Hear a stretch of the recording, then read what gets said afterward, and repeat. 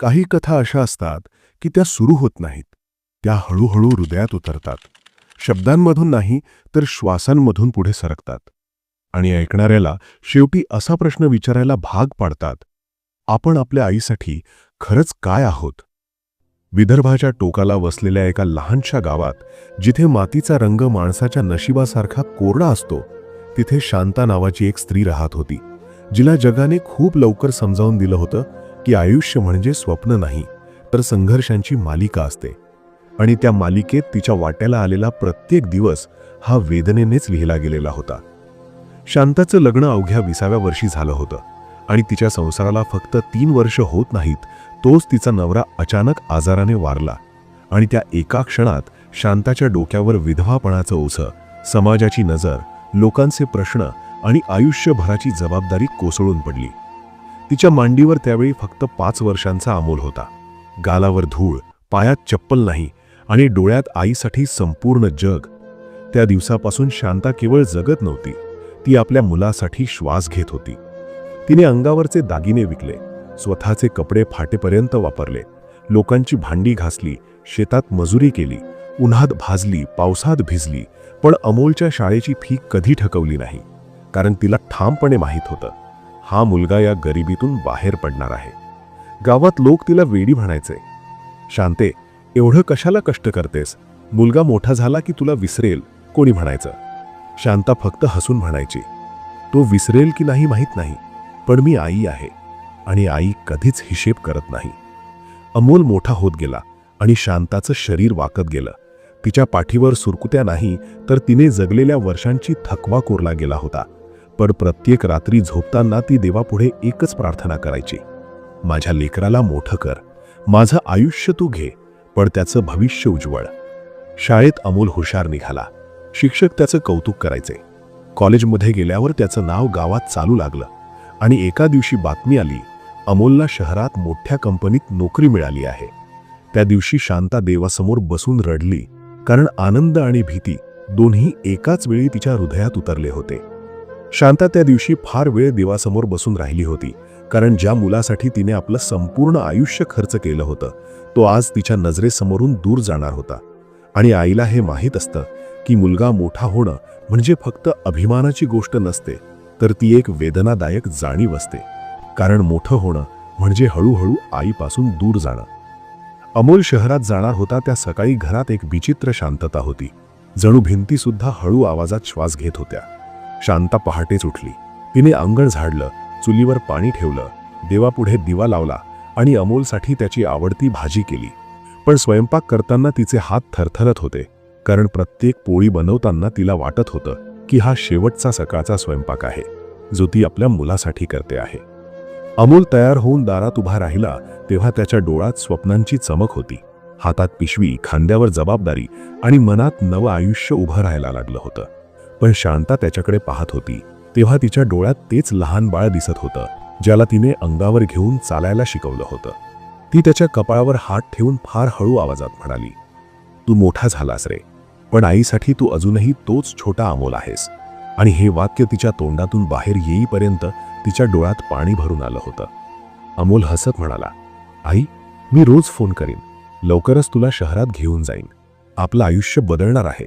पण त्या लवकरच या शब्दाकडे पाहून शांता आतून थरथरली, कारण तिला माहीत होतं की अनेक आयांच्या आयुष्यात लवकरच हा शब्द कधीच येत नाही. बस निघून गेली, धूळ उडाली आणि शांता त्या धुळीत उभी राहून बराच वेळ पाहत राहिली, कारण त्या धुळीत तिला आपलं आयुष्य जाताना दिसत होतं. मग ती हळूहळू घरात आली, दार लावलं आणि त्या घरात इतकी शांतता होती की तिला स्वतःचा श्वास ऐकू येत होता. पहिले काही महिने अमोल रोज फोन करायचा, पैशांची मदत पाठवायचा, आईची काळजी विचारायचा आणि शांता त्या फोनवरच्या आवाजात आपलं संपूर्ण जग शोधायची. पण हळूहळू फोनच्या रिंगमध्ये अंतर पडायला लागलं, आवाजात व्याप भरला आणि शांताच्या आयुष्यात रिकामेपणा भरू लागला.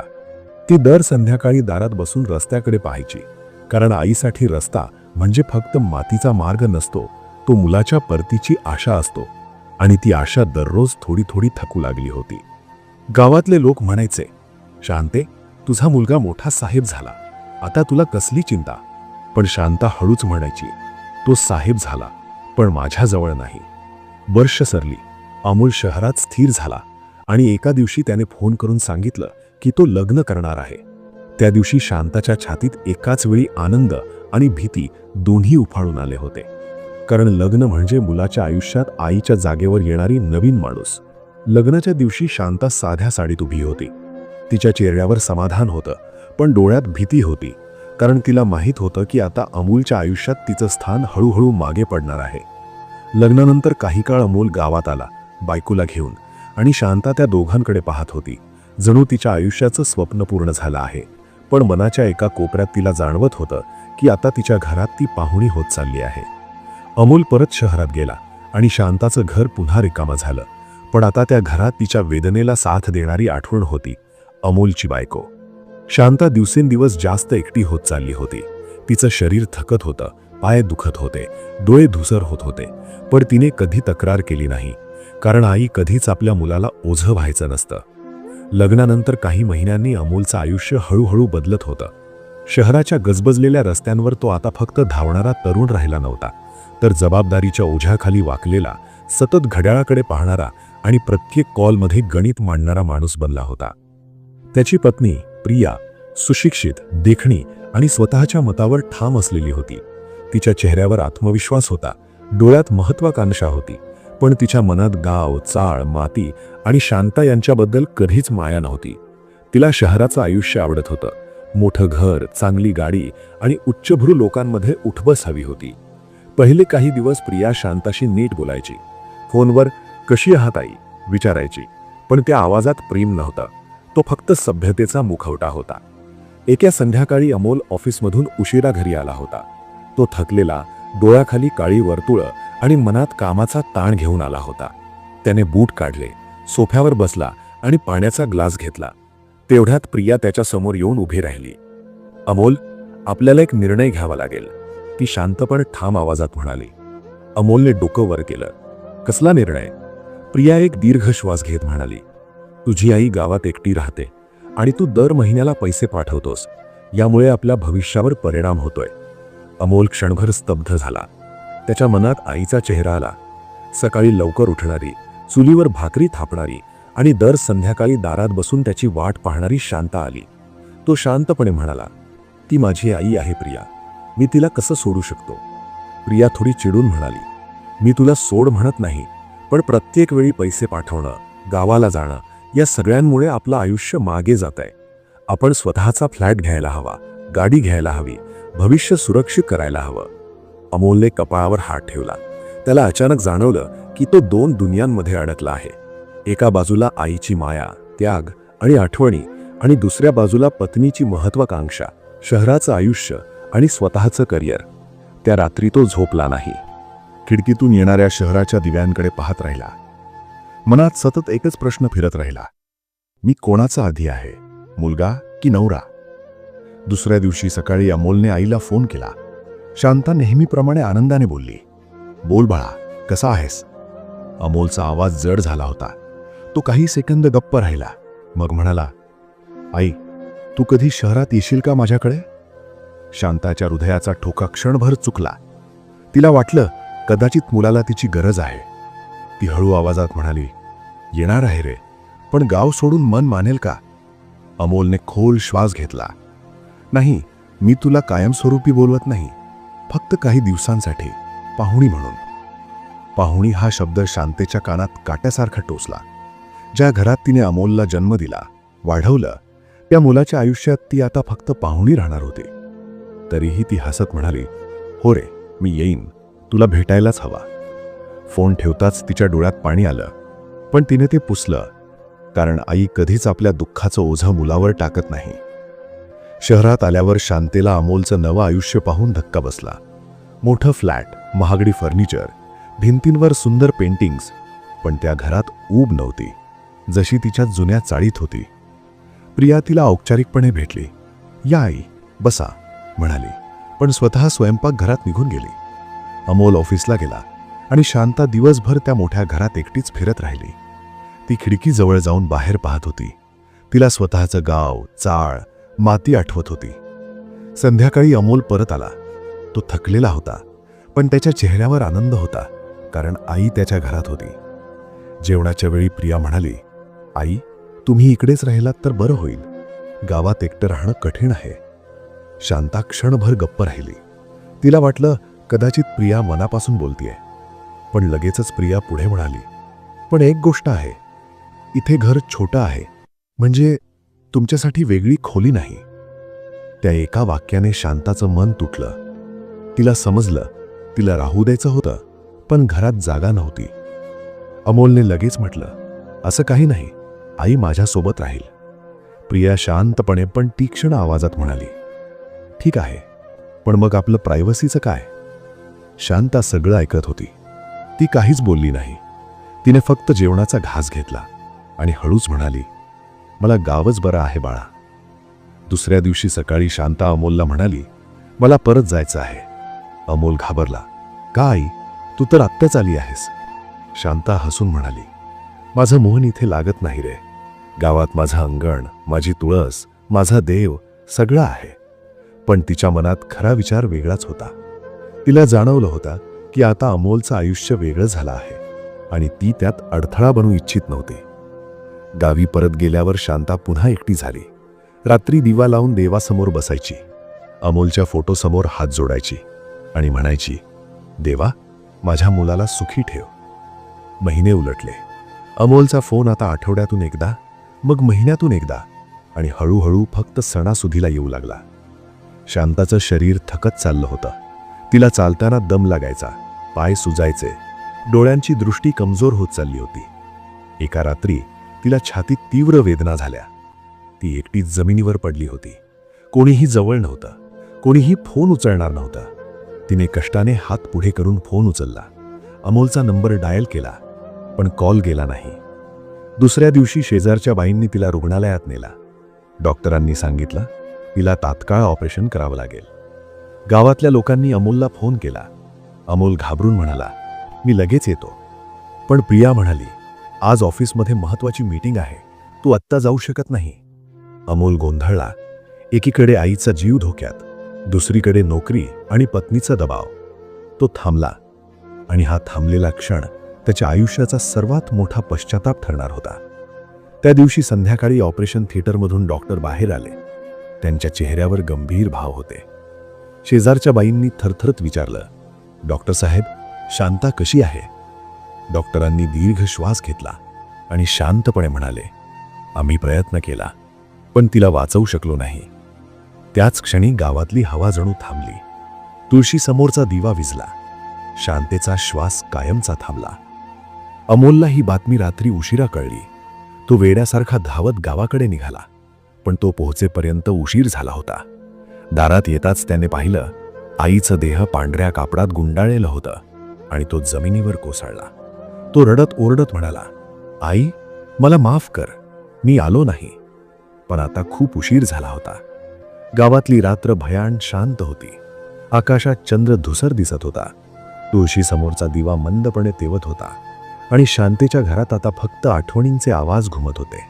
अमोल आईच्या देहाजवळ गुडघ्यावर बसलेला होता. त्याचे हात थरथरत होते. डोळ्यातून अश्रू अखंड वाहत होते आणि प्रत्येक श्वासासोबत त्याला जाणवत होतं की त्याने आपल्या आयुष्यातलं सर्वात मोठं संरक्षण गमावलं आहे. तो तिच्या पायांना घट्ट मिठी मारून रडत होता, आई, मला माफ कर, मी वेळेवर आलो नाही, मी तुझ्यासाठी उभा राहिलो नाही, मी तुझा मुलगा असूनही तुला एकटी पाडली. पण आता त्याच्या शब्दांना उत्तर देणारी आई नव्हती. फक्त भिंतींवर पडणाऱ्या सावल्या आणि शेजारच्या बायकांच्या सुस्काऱ्यांचा आवाज होता.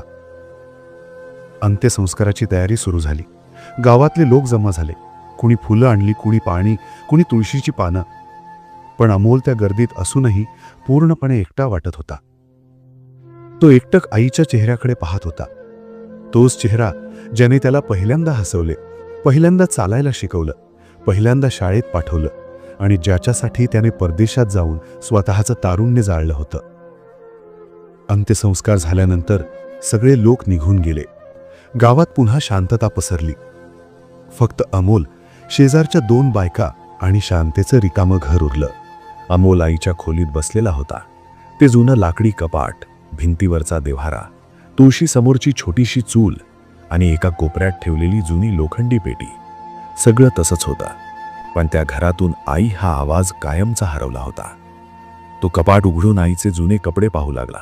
तिच्या साड्या, तिची पिशवी, तिची जुनी चष्मा, आणि त्याच वेळी त्याच्या हाताला काहीतरी कागद लागला. तो एक जुना लिफाफा होता. त्यावर मोठ्या अक्षरात लिहिलं होतं, माझ्या अमोलसाठी, माझ्यानंतर उघड.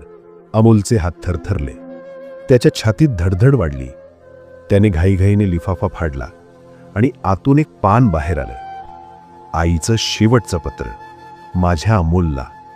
जर तू हे पत्र वाचत असशील तर कदाचित मी आता या जगात नसेन, आणि हे लिहिताना माझे डोळे पाणावले आहेत, पण माझं मन शांत आहे.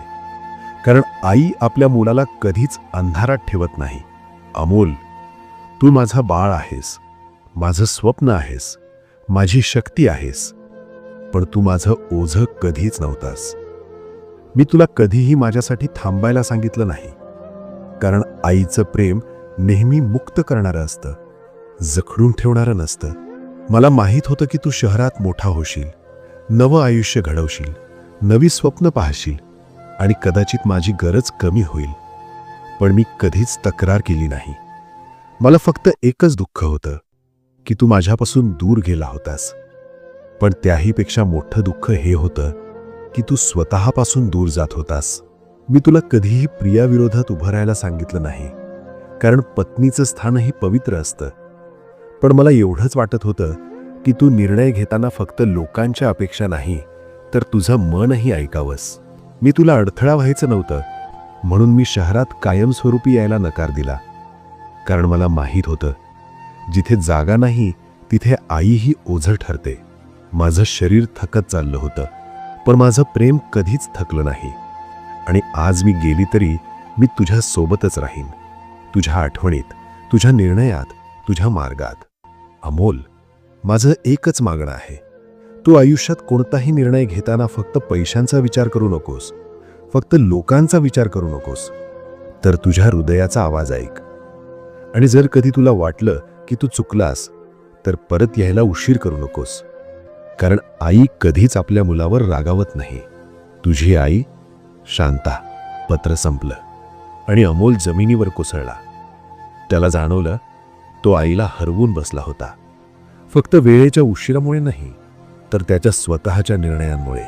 त्याच्या मनात शहर, प्रिया, नोकरी, घर, प्रतिष्ठा सगळं धुसर झालं, आणि समोर फक्त एकच चेहरा उभा राहिला, त्याची आई. दुसऱ्या दिवशी सकाळी अमोलने मोठा निर्णय घेतला. तो प्रियाला फोन करून म्हणाला, मी काही दिवस इथेच थांबणार आहे. प्रिया चिडून म्हणाली, पण ऑफिसचं काय, मीटिंगचं काय, आपलं आयुष्य काय? अमोल शांत पण ठाम आवाजात म्हणाला, माझं आयुष्य काल रात्री बदललंय. तो फोन ठेवून गावात फिरू लागला. आई जिथे बसायची तिथे बसला. आई जिथे तुळशीला पाणी घालायची तिथे उभा राहिला. आणि त्याला जाणवलं की आई कधीच खरीच दूर जात नाही, ती नेहमी आठवणीत जिवंत असते. त्या रात्री त्याने आईची लोखंडी पेटी उघडली. त्यात काही पैसे, जुने फोटो आणि एक छोटं कागदाचं पाकिट होतं. त्यावर लिहिलं होतं, अमोलच्या भविष्यासाठी. त्याने ते पाकिट उघडलं आणि आत होते त्याच्या शिक्षणासाठी वाचवलेले पैसे, त्याच्या लग्नासाठी ठेवलेले पैसे, आणि एक छोटी चिठ्ठी, माझ्या मुलाच्या स्वप्नांसाठी. अमोलचे डोळे पुन्हा भरून आले. काही दिवसांनी अमोल शहरात परत गेला, पण तो तोच अमोल नव्हता. तो आता फक्त करिअर, पैसे आणि प्रतिष्ठा यांचाच विचार करत नव्हता, तर नाती, भावना आणि माणुसकी यांचाही विचार करू लागला. प्रियाला त्याचा हा बदल जाणवला आणि दोघांमध्ये पहिल्यांदाच खोल चर्चा झाली. अमोल म्हणाला, माझ्या आईने मला आयुष्याची खरी किंमत शिकवली आहे. प्रिया शांत झाली, कारण तिलाही आता समजलं होतं की आई म्हणजे फक्त जुनी पिढी नसते, ती घराचा आत्मा असते. अमोल शहरात परतला, पण तो तोच अमोल नव्हता जो काही दिवसांपूर्वी गाव सोडून गेला होता. त्याच्या चालण्यात आता घाई नव्हती, त्याच्या आवाजात आता गोंधळ नव्हता, आणि त्याच्या डोळ्यात आता फक्त महत्वाकांक्षा नव्हती, तर त्यात एक खोल समज, अपराधीपणा आणि बदललेली दृष्टी होती. ऑफिसच्या काचेच्या इमारतीत तो पुन्हा शिरला. लिफ्टमध्ये त्याच्यासोबत अनेक लोक होते. प्रत्येकजण मोबाईलमध्ये गुंतलेला, प्रत्येकजण स्वतःच्या जगात हरवलेला. पण अमोल मात्र भिंतीवरच्या प्रतिबिंबाकडे पाहत होता, जणू तो स्वतःलाच विचारत होता, मी खरोखर कोण झालो आहे. त्याच दिवशी संध्याकाळी अमोल घरी आला. प्रिया सोफ्यावर बसून काहीतरी काम करत होती. टीव्हीवर हलका आवाज सुरू होता आणि घरात एक प्रकारची थंड शांतता पसरलेली होती. अमोल बूट काढून शांतपणे तिच्या समोर बसला. त्याने काही क्षण गप्प राहून दीर्घ श्वास घेतला आणि मग गंभीर आवाजात म्हणाला, प्रिया, मला तुझ्याशी काही बोलायचं आहे. प्रिया वर पाहत म्हणाली, आता काय झालं? अजूनही गावातल्या गोष्टी? अमोल हळू पण ठाम आवाजात म्हणाला, हो, पण फक्त गावाबद्दल नाही, माझ्याबद्दल आहे. तो थोडा थांबला. डोळ्यात आठवणी दाटून आल्या आणि मग पुढे बोलू लागला. मी परदेशात काम केलं. मी रात्रंदिवस मेहनत केली. मी पैशांसाठी स्वतःला जाळलं. पण त्या सगळ्यात मी एक गोष्ट विसरलो, की पैसा माणसाला मोठं घर देऊ शकतो, पण आईचं प्रेम देऊ शकत नाही. प्रिया शांतपणे ऐकत होती. तिच्या चेहऱ्यावर आता उपहास नव्हता, तर कुतूहल आणि थोडीशी अस्वस्थता होती. अमोल पुढे म्हणाला, मी आईला वेळ दिला नाही. मी तिला फक्त पैसे दिले. मला वाटलं की ते पुरेसं आहे. पण आज मला समजलं की आईला पैशांपेक्षा मुलाची उपस्थिती हवी होती. त्याने टेबलावर आईचं पत्र ठेवले. ते पत्र आता अनेकदा वाचलं गेलं होतं. कागदाच्या घड्या पडून पिवळा पडला होता, पण त्यातलं प्रत्येक शब्द अजूनही जिवंत होता. प्रिया हळूच ते पत्र उचलून वाचू लागली. वाचताना तिच्या डोळ्यात पाणी जमा होऊ लागलं आणि शेवटी तिने ते पत्र छातीशी कवटाळलं. ते कुजबुजी, ती खरंच खूप महान होती अमोल. अमोलने मान हलवली. त्याचा आवाज जड झाला होता. हो, आणि मी तिला ओळखू शकलो नाही. त्या रात्री अमोलला झोप आली नाही. तो खिडकीजवळ उभा राहून शहराच्या दिव्यांकडे पाहत होता. गाड्यांचे आवाज, हॉर्न, लोकांची धावपळ, सगळं सुरू होतं. पण त्याच्या मनात मात्र गावातल्या त्या शांत रात्रीची आठवण होती, जिथे आई तुळशीला पाणी घालत होती आणि अंगणात मंद दिवा तेवत होता. पहाटे त्याने एक मोठा निर्णय घेतला. दुसऱ्या दिवशी सकाळी अमोल ऑफिसला गेला नाही. याऐवजी तो गावाकडे निघाला. गावात पोहोचल्यावर तो थेट आईच्या घरात गेला. घर अजूनही तसंच होतं. भिंतींवर जुनी रंगाची छटा, तुळशी समोरचा देव्हारा आणि अंगणात पडलेली वाळलेली पाने. तो घरात शिरला. आईची खोली, तिचा पलंग, तिची साडी, सगळं पाहून त्याच्या डोळ्यात पुन्हा अश्रू आले. तो तुळशीसमोर बसला, हात जोडले आणि मोठ्याने म्हणाला, आई, मी उशिरा आलो, पण आजपासून मी चुकणार नाही. त्याने गावातल्या गरीब मुलांसाठी काहीतरी करायचं ठरवलं, कारण त्याला वाटलं आईचं खरं स्मारक दगडात नसतं, तर चांगल्या कामात असतं. काही आठवड्यांनी अमोलने गावात एक छोटं शिक्षण केंद्र सुरू केलं. गरीब मुलांसाठी मोफत शिकवणी, शिष्यवृत्ती आणि पुस्तकांची व्यवस्था. तो स्वतः तिथे जाऊन मुलांशी बोलायचा, त्यांना मार्गदर्शन करायचा आणि प्रत्येक मुलाच्या डोळ्यात त्याला स्वतःचं बालपण दिसायचं. प्रिया देखील हळूहळू या कामात सहभागी झाली. ती मुलांना इंग्रजी शिकवू लागली आणि तिलाही समजलं की आयुष्य फक्त शहर, फ्लॅट आणि गाडी नाही, तर माणुसकी, नाती आणि योगदानही आहे. एका संध्याकाळी अमोल तुळशीसमोर बसलेला होता. सूर्य मावळत होता. आकाशात केशरी रंग पसरलेला होता आणि त्याला अचानक जाणवलं की आई कुठेच गेली नाही, ती त्याच्या सोबतच आहे. त्याला तिचा आवाज ऐकू आल्यासारखं वाटला. माझा मुलगा आता खरा माणूस झाला आहे.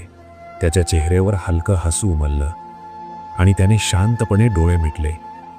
आणि त्या रात्री जेव्हा अमोलने आईच्या लोखंडी पेटीतलं शेवटचं कागद उघडलं, तेव्हा त्याला समजलं, आईने फक्त त्याच्यासाठी पैसे नाही ठेवले होते, तर त्याच्या नावावर एक जमीनही ठेवली होती. पण अट एकच होती, ही जमीन विकायची नाही, तर यावर मुलांचं भविष्य उभं करायचं.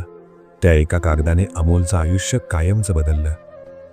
तुमच्या आयुष्यात अशी कोणती व्यक्ती आहे जिने तुम्हाला न बोलता बरंच काही शिकवलं आहे? कमेंटमध्ये तिचं नाव लिहा, कारण प्रत्येक नाव एक कथा सांगतं. बरोबर.